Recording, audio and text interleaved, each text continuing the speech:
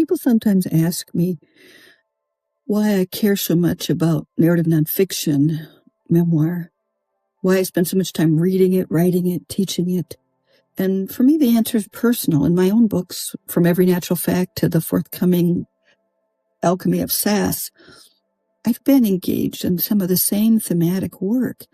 I'm trying to understand the assumptions and inherited lies that I have based some of my identity and the way I think on. I'm working to become my best self, which is part of all kinds of literature, from Jane Eyre to Roxane Gay and the poets of today, Kai Kagan. I was just reading a poem of hers, and Jason Schindler talking about facing his death and thinking about his toes going into the shoes when he's going to be buried and deciding that he has nothing to fear.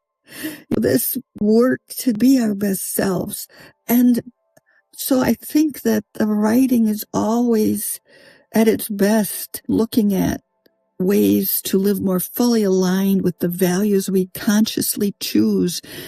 And the work of art is exposing the discrepancies and seeking the light.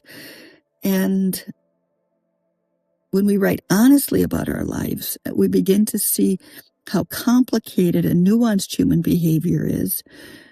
We realize that we live in a lot of gray areas, and yet I hear people more and more certain about agreeing with things that they can't prove and following blindly. And I wonder, why do people support ideas and hold hate that at some level they must know is not their best selves?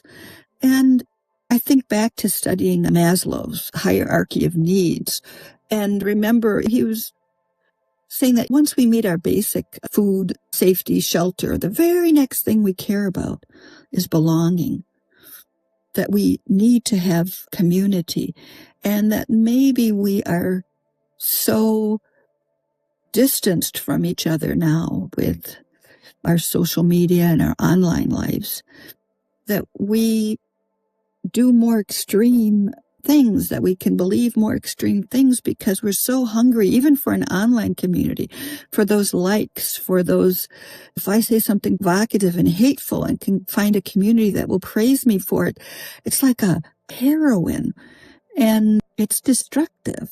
And I think it works against what Maslow says we're trying to do, is to live in and to reach self-actualization, which is that ongoing effort to live in alignment with truth, to reach the full potential of our empathy, creativity, critical thinking, and deeply held values.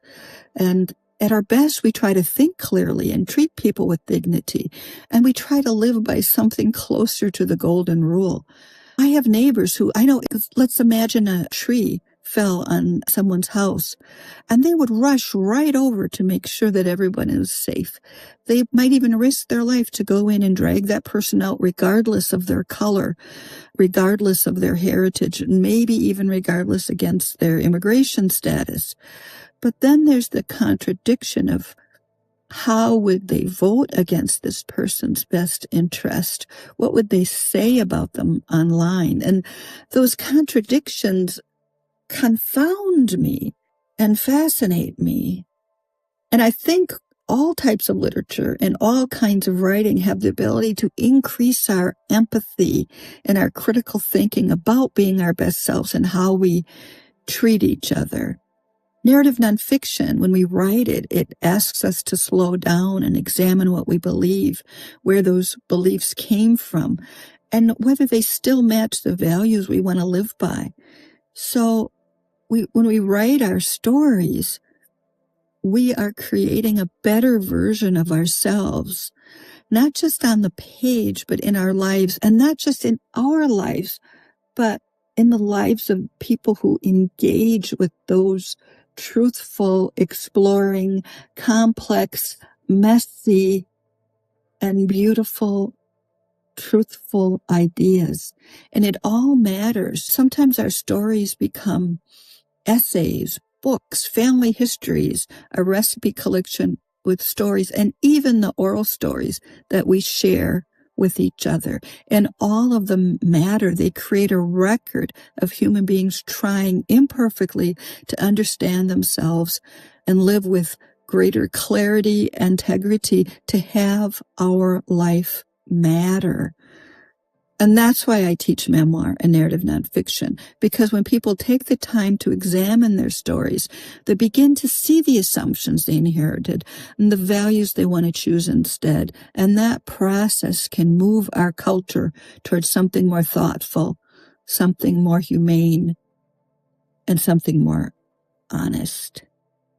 And that's what I'm working towards, and I hope you join me. This is Amy Lou Jenkins, out.